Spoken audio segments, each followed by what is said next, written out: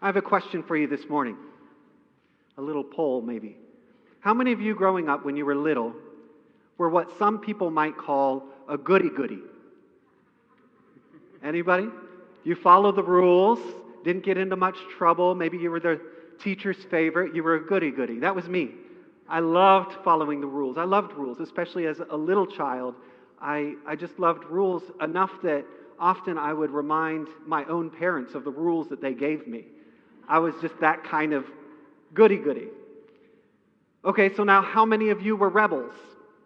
Maybe you didn't care so much about the rules. You kind of did your own thing, pushed the boundaries a little bit. All right, so we have a few rebels. We have a few goody-goodies. You know, I think a lot of people in society today, and maybe even here in the church, think that being a Christian is synonymous with being a goody-goody. People think that to be a Christian, you have to be a good and nice person who never breaks rules or says curse words, someone who is always cordial and polite. For example, when people find out that I'm a pastor, I'm out in public and I meet someone and they find out that I'm a pastor, suddenly they feel like they have to be on their best behavior. They start trying to show me that they're a good person. They suddenly stop cursing if they were cursing, and if a curse word does kind of slip through their lips, they immediately apologize for it. They tell me about some of the good things they do and maybe about the time they went to church last year. They feel like they have to be a goody-goody. And I can see how passages like the one we read this morning from Ephesians can kind of contribute to that kind of thinking. Little Derek, the rule follower, would have loved our passage from Ephesians this morning. Don't steal, it says. Don't say anything bad. Don't be bitter. Be kind. Forgive one another. Live in love. It kind of sounds like a recipe for being a goody-goody, doesn't it? But what if this passage from Ephesians is not actually about personal piety and simply being a good person?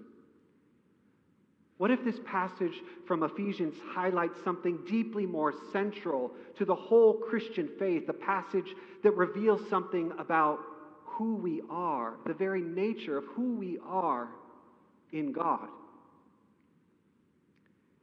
I'll get back to Ephesians in just a moment. But all this month in the Gospel of John, we're hearing about Jesus as the bread of life, which is this really beautiful image and one that we know really well because every week we come together and we celebrate here in this place the Holy Eucharist, where we receive the body of Christ in bread.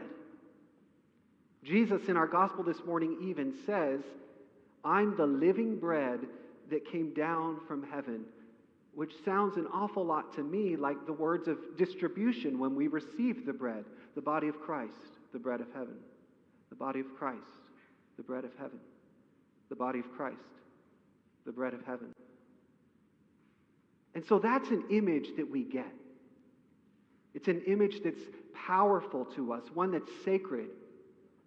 And so we come forth each week with reverence and humility and receive in our hands the sacred body of Christ, the bread of heaven. But what we often miss on Sundays is what happens after we receive. What happens to the body of Christ after the priest places it in our hands? Well, we receive it, we bring it to our lips, and we eat it. And in that moment, the body of Christ changes from bread to people, from the sacred thing eaten to the sacred ones eating. We become the body of Christ, not as individuals, but as a community. As St. Augustine said about the bread at the Eucharist, behold what you are. Become what you receive. We, as a community, become the body of Christ, and as individuals, members of that community. And so that's what this passage in Ephesians is all about.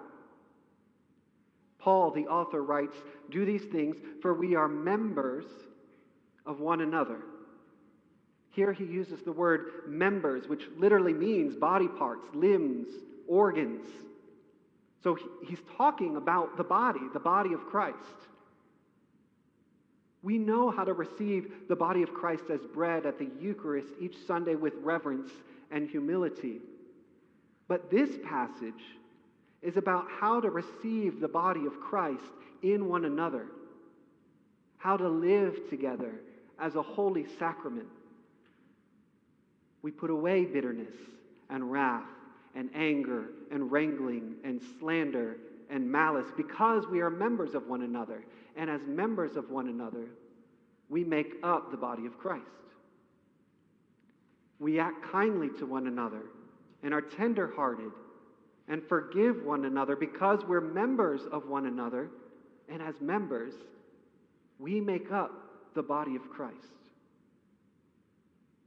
So this passage is not about personal piety, but about communal care. Being a Christian is not about being a good person. It's not about being a goody-goody. It's about being part of a community that loves one another and embodies Christ. And the more we live as members of one another, the more connected we are. The more we live into our identity as the sacred body of Christ. And this truth that we are members of one another is perhaps the most powerful message that we can bring to the world today. Because in our society, which is so vastly divided by things like politics, we need a message of sacred connection. In a society so affected by the pandemic's risk of social connection, we need a message of sacred connection. In a society which prizes individual freedoms over communal care and responsibility, we need a message of sacred connection. And in a society where so many of us feel isolated and lonely, despite being more technologically connected than ever before, we need a message of sacred connection.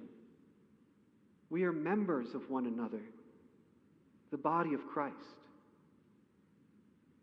And as members, we are called to imitate Christ, who lived not for himself, but for others. And really, that's one of the reasons why I'm so excited to be here with you at Good Shepherd, where there are so many Connect ministries. Last week, Father Doug spoke about how each of our ministries here at Good Shepherd fit into at least one of four categories: worship, connect, grow, and serve. And each week we'll be hearing about just one of the many ministries that fit into these four. So last week was worship, and we heard from Peggy Green about our wonderful Verger ministry. And in a few minutes this week is Connect Sunday, and we'll hear about another ministry that fits into our Connect theme. So I think maybe a perfect thing that we can put into practice this morning from this message of being members of one another is to get involved in these ministries. To get involved into these ministries, because there are no Lone Ranger Christians. We are in this together. We are here together. So let's take seriously and joyfully our Christian call to be sacred community together.